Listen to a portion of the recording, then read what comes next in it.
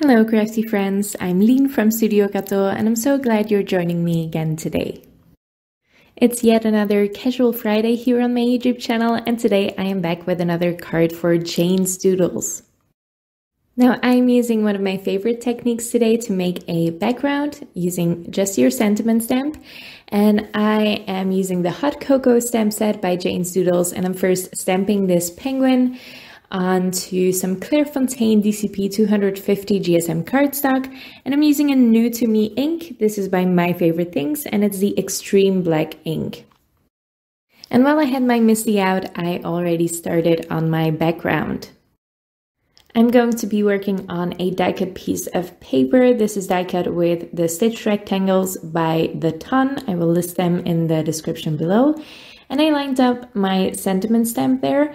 It says sending warm hugs, and I lined that up on my grid mat on Misty and making sure that it's centered in the middle of my piece of cardstock. And I'm first stamping the one sentiment that I'm stamping in black. I'm using more of that My Favorite Things Extreme Black ink for that, and then I can just move my cardstock up and down a 1/4 inch every single time. That's the spacing I ended up with, but you can adjust your spacing depending on the size of your sentiment. And this I am stamping in the Mermaid Cove ink by Pinkfresh Studio. This is a nice dye ink and it stamps really nicely as well.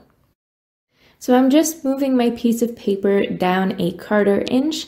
I'm using the ruler on the side of the Misty there. You can use the grid mat inside your Misty, whatever works for you.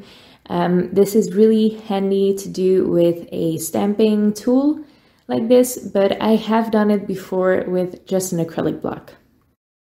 The spacing just ends up not being as perfect if you're just using your acrylic block, though you can draw some guidelines or something like that on your cardstock to help you with that. Now I'm quickly coloring this penguin in some blues. I really like this.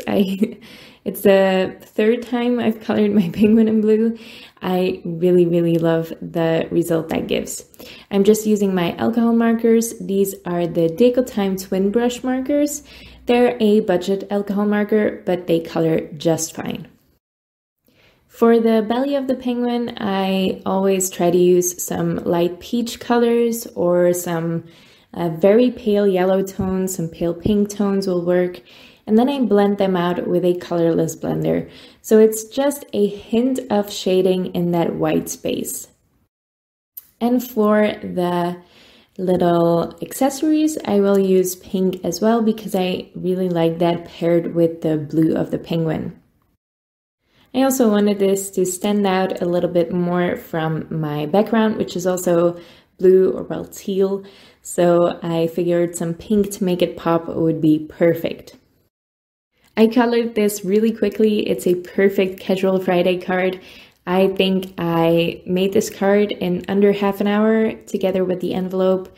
Now to assemble this card, I am propping this sentiment panel up onto a piece of cardboard.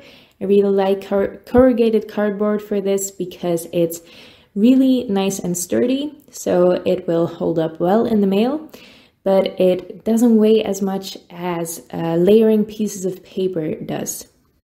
So I'm just gluing that on the center of my white note card with some Barely Art Precision Craft glue. And once I'm happy with the placement of that, I can prop up my penguin image on 2 layers of foam tape. I like to double them up because the foam tape I have is only 1 millimeter thick, and I like my dimension on my cards. To add some fun sparkle here, I am using some gems by Pinkfresh Studio. I will have to look up the name of these and I will list them in the description below. They're lovely white iridescent gems, so they go basically with everything, and I'm just gluing them on with the Nuvo Deluxe adhesive. Again, this glue is quite a bit stronger than the Barely Art glue, so I prefer using this for adhering my embellishments. For my matching envelope, I am just using some pink cardstock that I thought would work really well with the scarf of the penguin. And I'm just folding that with the We Are Memory Keepers 123 punch board. If you're curious about how I make envelopes and how I like to decorate my envelopes sometimes, I have a whole separate video on that, and I will link it in the description below as well.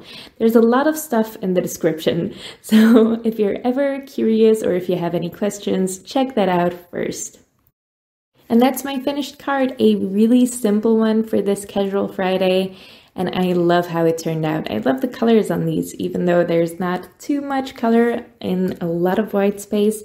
I just think they go really well together, that blue and that pink. And again, I love this sentiment backdrop. I used to do this a lot, and it's perfect for mass producing cards as well. I do this a lot for Christmas cards, especially because there's usually really fun sentiments in these cards, or in these stem sets, I mean. I hope you give this technique a go. It's really fun, especially if you have a stamping tool like the Misty that will make it really easy for you.